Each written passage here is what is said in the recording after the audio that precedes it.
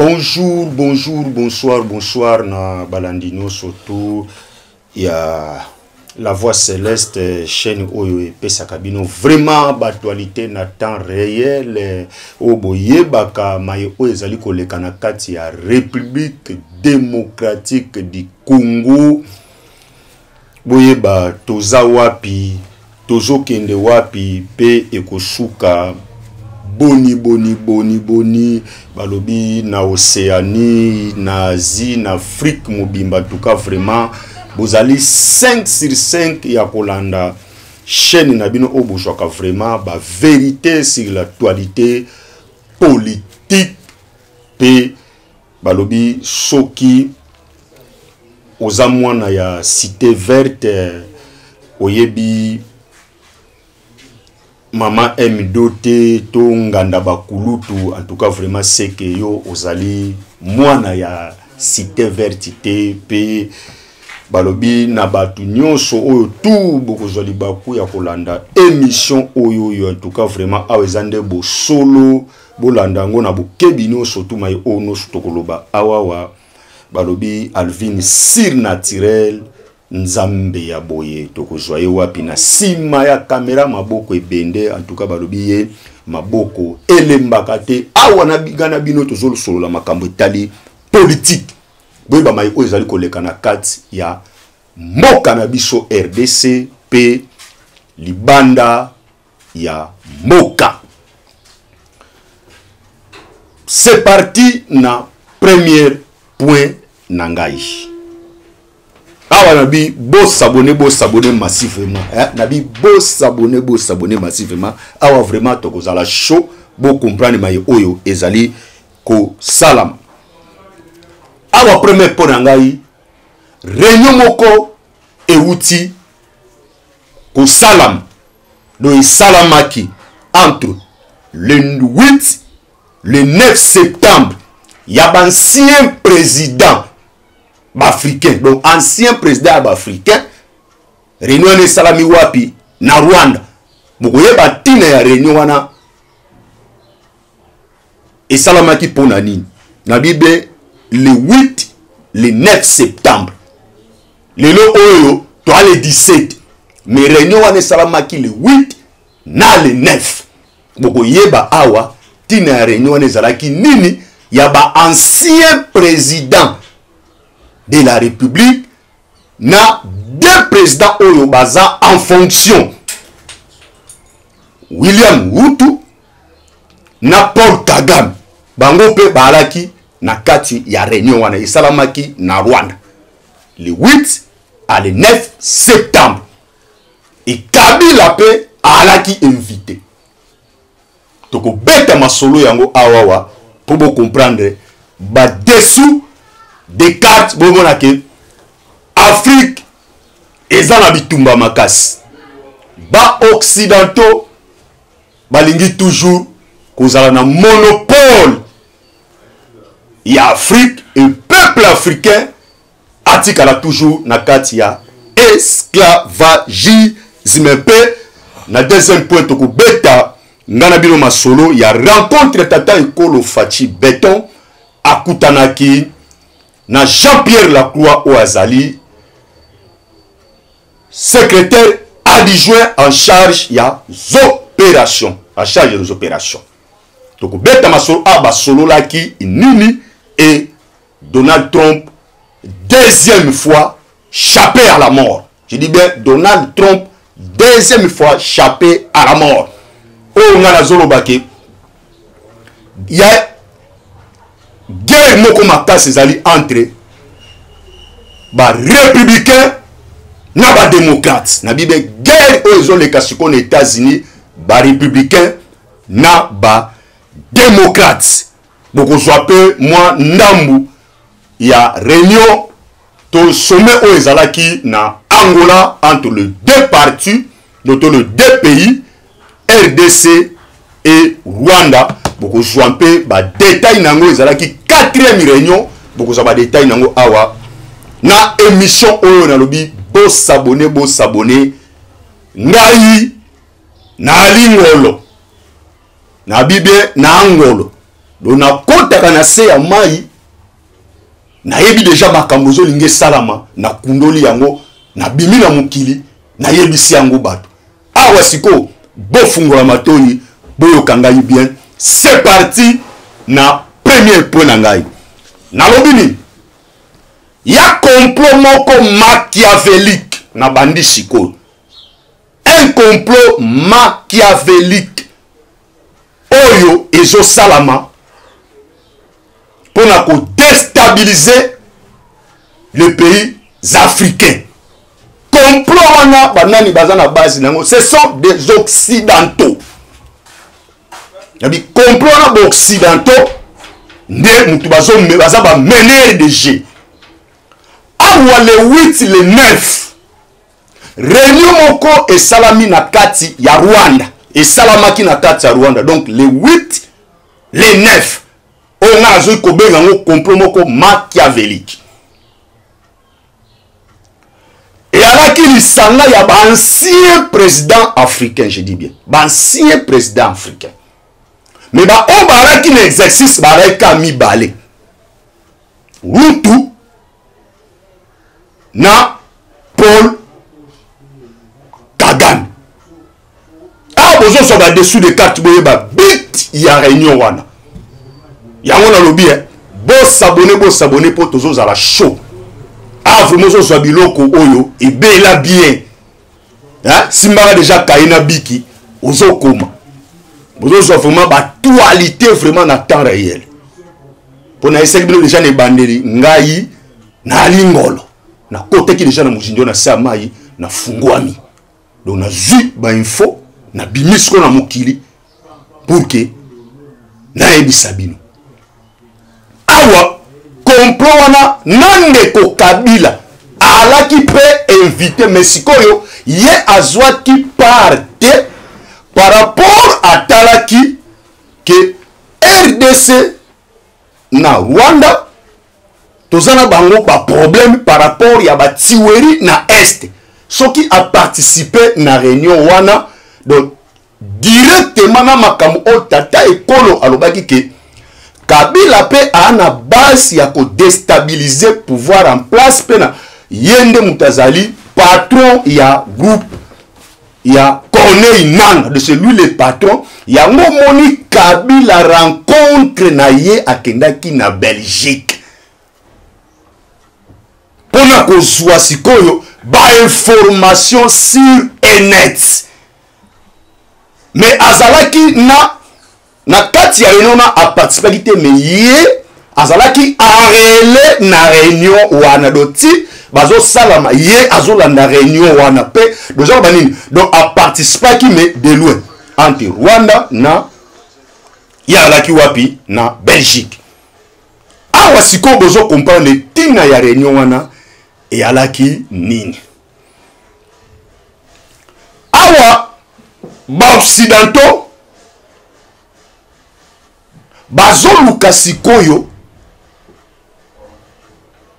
ba komisa ba africain ba milliardaire par rapport ya sommet oyo esalamaki na kati ya Chine oyo Chine. Donc awa sikoyo nazo kende na oyana développement clair pour vous comprendre nga. Donc bomoni sommet o esalamaki na kati ya Chine oyo Chine aliga pesa plus de 50 milliards de dollars américains a pesa yango na ba pays Afrique pour komatisa même économie ya ba africain.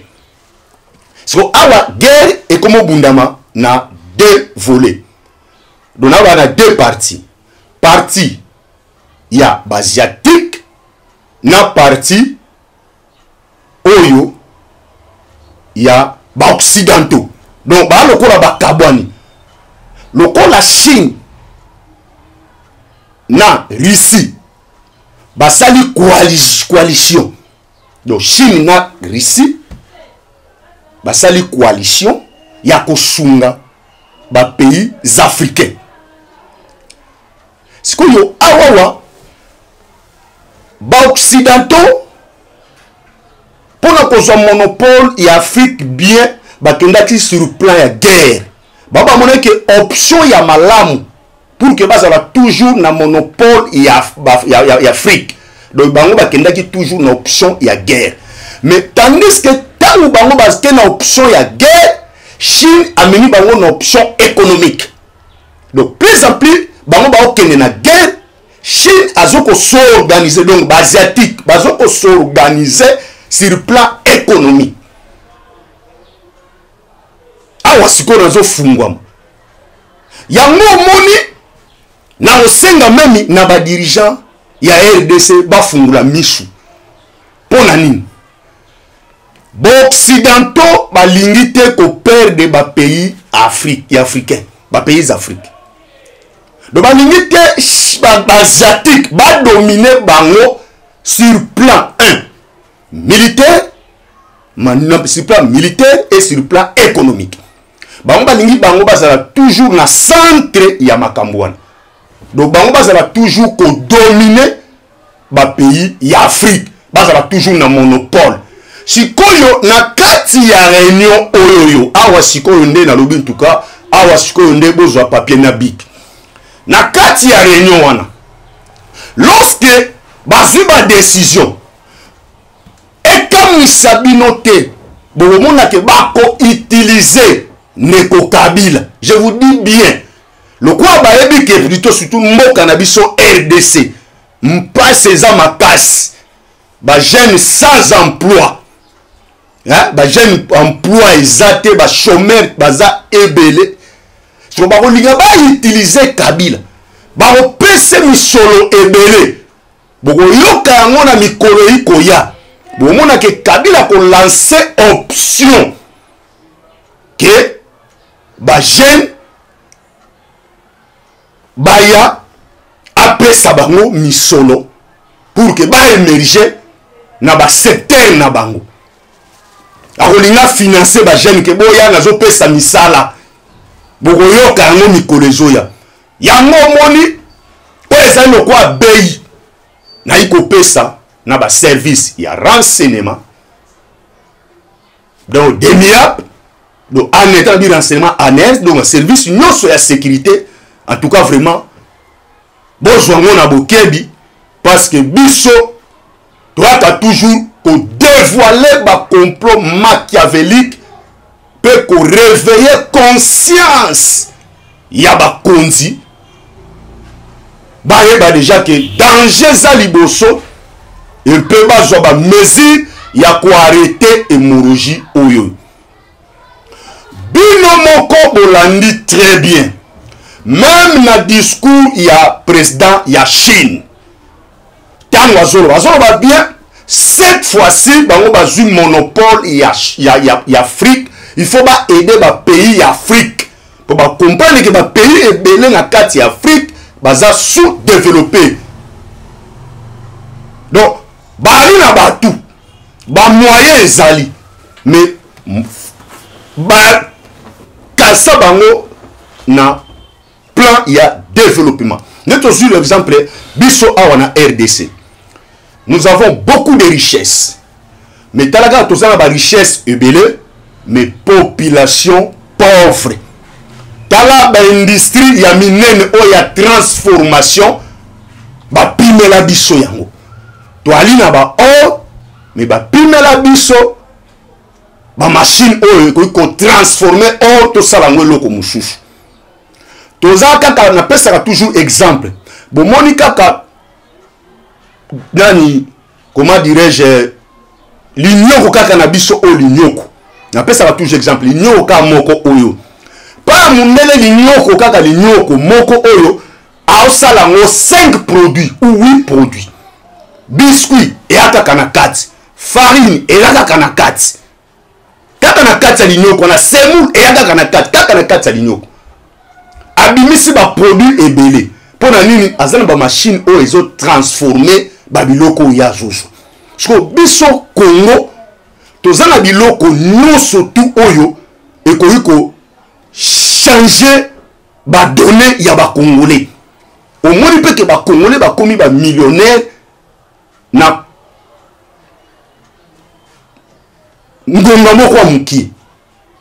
Mais ngana lobaka toujours et alokola peuple congolais a lokola to yakolo ba tia biso ki tende ya rouge lokola ba ivoirien tozana biloko awa nyonso tu mboke tonda nkita mais tolela kaka nzala tozala kaka na ba problème parce que wana nyonso ezana politique ya ba occidentaux politique ya munele alingi te biso to o avancer pour soki biso to avancer hier akozala sous na monopole likolo na biso te alors RDC akozala sikoyo na odotomi na ye ya kosala mpe makambo oyo esengeli ya sala po mona ka bandoko telemela même ba mboka oyo eza ko sala biso agression awa sikoyo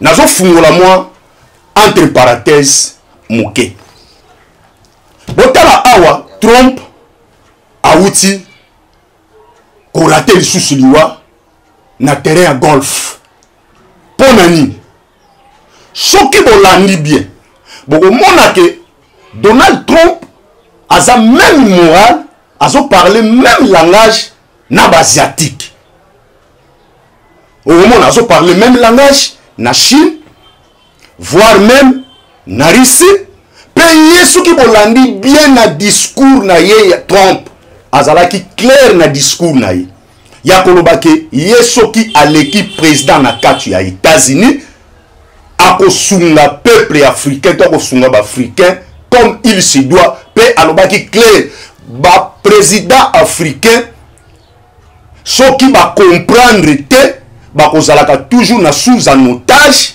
et pas na biso mindele et sengeli ba comprendre pour chaque pays ezalaka na lolenge nango o esayelaka makambo et chaque pays ezape na lolenge nango o emonelaka makambo mais si longtemps ba peuple to ba président africain ba ko comprendre te ba ko tikala kaka na se et ba occidentaux ba wanda toujours ko manipuler ba pays africain yango omonaka okomona mapona meza na kati ya mboka na bino mais bango ba ko pesa injonction oyo bango ba lobi yango fo salam okomona peut-être choix ya peuple te bango ba sali déjà peuple choix le peuple a kené kaka lokola moi na ona kokolo bake kos bomesano élection salami et to voter mais bango déjà ba yebi candidat nini oyo akobima ndo moni api Donald Trump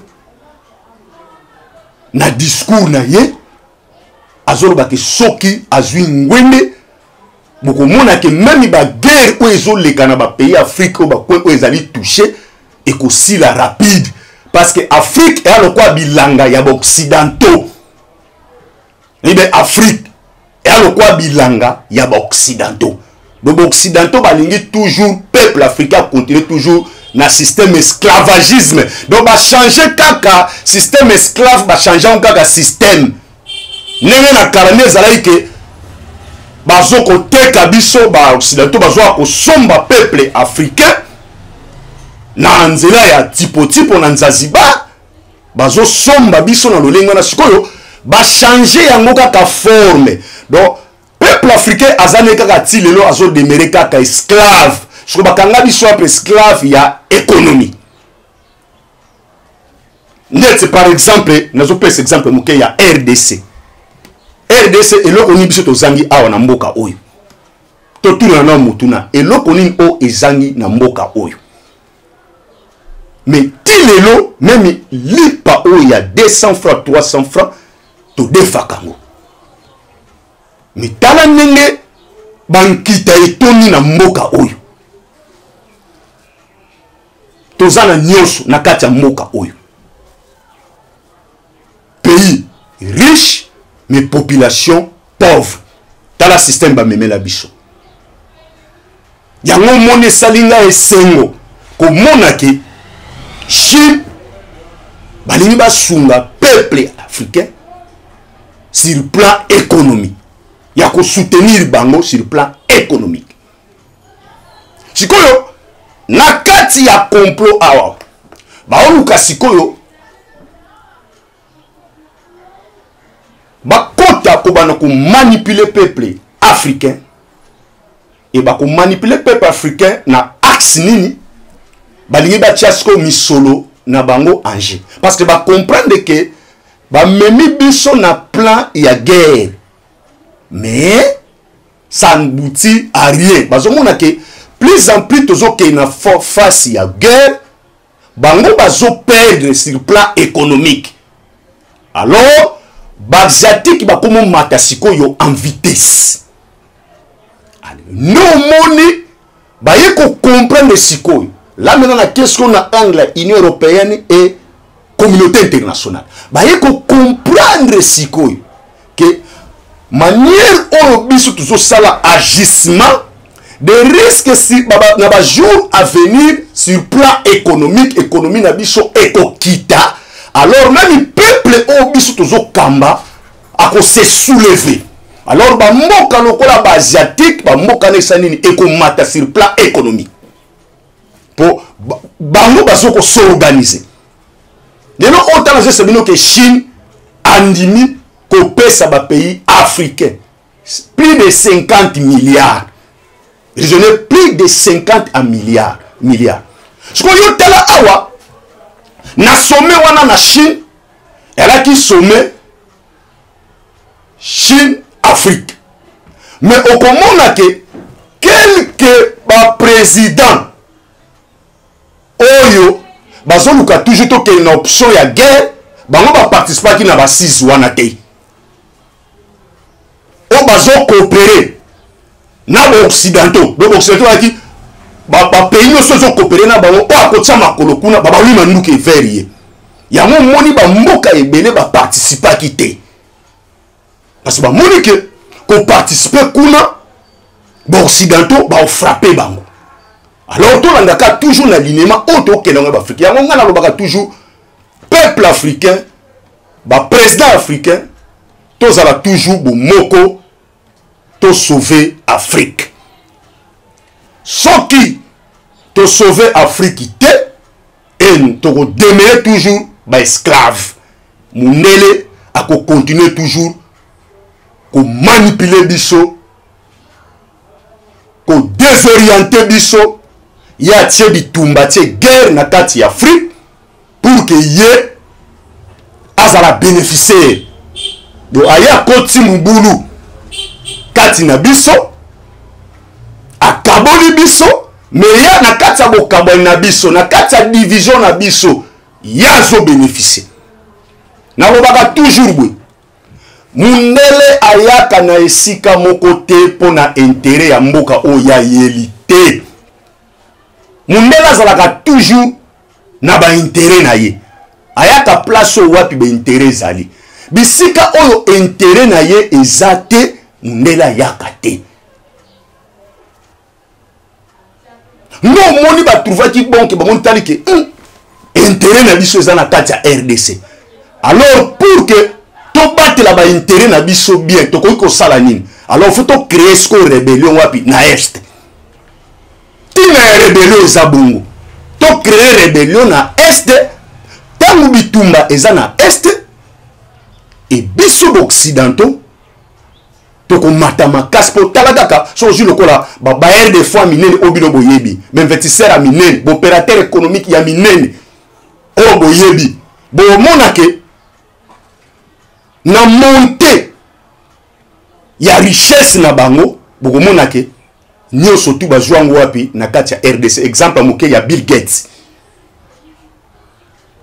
kaka Bill Gates oyo mokolo ba ordinateur ba matière sala ba ordinateur et utaka ah mais est-ce que ayaka na porte normal à coopérer na RDC à son normalité et ayaka toujours na voie moko ya désordre bako kote sa guerre ya msomo guerre eza ya impérialiste do ba kote si guerre na kati ya guerre bango bazoko s'enrichir allez makile ya ba congolais zo continuer toujours kotanga makile ya ba africain peuple bantou ezo continuer toujours kotanga et bango bazo mata en puissance yango moni nazoloba toujours que esengeli peuple africain to fungula misu soki to fungoli misu te bokomona ke kaka même peuple oyo peuple ka oyo biso o bango baza tête parce que on va toujours moni ba président to chaka ba président bazaka momentanément ba na misala na biso o biso to tindi bango. Alors peuple il est à Sawana à Salmutumo à Sotalana soka monique il y a ça ne va pas beaucoup monde a que soulèvement populaire la Bible soulèvement populaire que ça la moment on que ça Afrique mobimba oyo peuple a ko parler même langage en Afrique mobimba ya ko chasser bateau bazoya pour na ko appauvrir toujours ba africain. Yango moni nazo lancer message na ba dirigeants africains. Mission oyo bolandango na bokebi nyonso. Il est temps maintenant que ba pays nyonso ya Afrique to parler même langage. Tabaka ka Congo ezali agressé. Mais Congo entouré à 9 pays voisins. Mais sur 9 pays voisins Congo a tikali seul. Na Bible sur 9 pays voisins Congo a tikali seul. Azobunda un contre tous. Bango no surtout bazobundisa Congo. Or ce qui biso no surtout to sangani. Sur 9 pays voisins wana obalobi l'union fait la force. Au moins que toko sala même terrain na occidentaux. Au moins on a toujours munguna po akota fo biso moko to fungolela e porte. Ce qui to fungoleli munguna porte te munguna a okota te. Mais ce qui biso moko to fungoli porte yango moni lelo to fungolela ba occidentaux porte, ba occidentaux ba yeli biso ba matière na bango, ba yeli biso histoire na bango yango moni ezo bouleverser. Wana félicitations à tata école Félix Tshisekedi Tshilombo Fachi Béton tangu atamboli na ba école kosola na ba élève na ba instructeur na bango.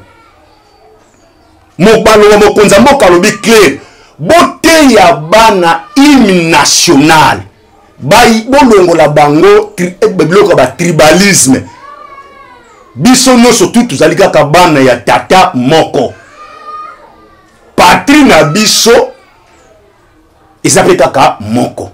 Tata école a lancé message alobi clair bote ya bana bolingo ya mboka bolongola bango distraction de par là tata école ali korobani et ya biloko mususu oyo biso lelo tokoma kozwa comme exemple lokola ya bamindele ya nango suna tina te esengeli to te ya bana na biso bolingo ya mboka po soki mutu aza na bolingo ya mboka même munguna ye munguna okota te. Mais ceux qui tozali diviser au mundele ayela biso diviser pour mieux régner. Baye ba kaboli biso, baye biso ba dialecte belé pour ne côte sa biso confusion. Mais peuple kaka moko. Nabi peuple kaka moko baye biso ba dialecte belé pour ne côte sa biso division confusion. Baye biso ba guerre na sur plan non surtout. Toujours pour ne côte sa distraction. Quand tu n'as biso et bango bazala toujours à nos terres. Yango moni complot oyo yana bibie awasiko yo guerre ezoko s'opposer entre occidentaux na asiatique. So na ko ben on peut guerre froide. Donc guerre et makasi occidentaux na asiatique. Asiatique, il y a un monopole. Il y a Afrique. Occidentaux peut toujours en tête. Il y a Afrique. Awa siko. Oyo kanga na lobakake. Na l'île au makambezo kendele. Toko risquer 3e guerre mondiale. Na bibe 3e guerre mondiale. Oyo kozala siko au pesimboa mbwa boyi. De 3e guerre mondiale et zoko s'annoncer. Ce qu'on dit déjà ba grand ngolo. Ba komi ko boma na bango na bango. yebake quelque chose yamabe ezoko s'annoncer. Mais pour troisième guerre mondiale est déclenchée. Ezo senga Congo faut pesa aval. Yango moni moka nyonso tout. Même ba occidentaux ba komo wele la Congo, ba asiatique ba komo wele la Congo. Awa siko nazo kele malembe pona ko kende ko chité na lobi clair, o déjà donné tom to betaki déjà. Awa siko yo peuple congolais so continuer ko kufa na est, mais o ngana ko koyebisa bino na 4e réunion na Luanda entre RDC et Rwanda, l'exigence yaba Rwandais ils ont même déjà des ordres na kati ya baksisi wana. Est-ce que ndenge babandaki yango première réunion, deuxième réunion, troisième réunion, l'autre commune na 4e réunion, est-ce que bako s'aboutir? Ah wawa oh muzalo baga, la guerre sera longue et populaire. Awa sikoyo peuple congolais tozala mayele to fungola misu to barenzela na banguna. Awa pona résumé ya ba point auto parlaki peut-être bilio molandi biso na retard réunion oyo ya ba ancien président na mboka ya Rwanda, réunion machiavélique pour nous déstabiliser toujours peuple africain, tous les pays africains. Guerre est entre occidentaux na asiatiques. Na ngambu ya occidentaux bazoke na plan militaire, de plan de guerre. Et na ngambu ya asiatique bazoke sur plan économique. Awa to yebite ekoshuka boni.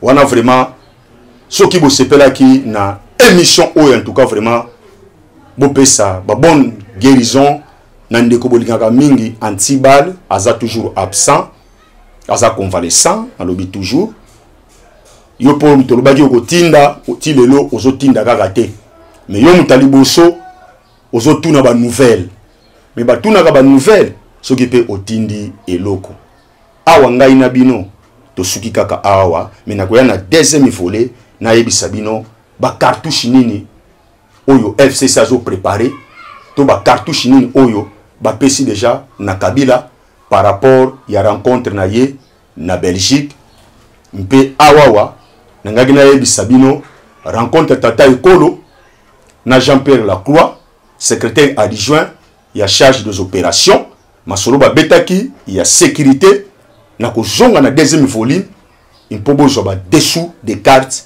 Mon numéro plus 243 81 35 68 006 plus 243 81 35 68 006. Ceux qui ont la ninga na retard, au béninga na numéro, au dessous des cartes. À la prochaine.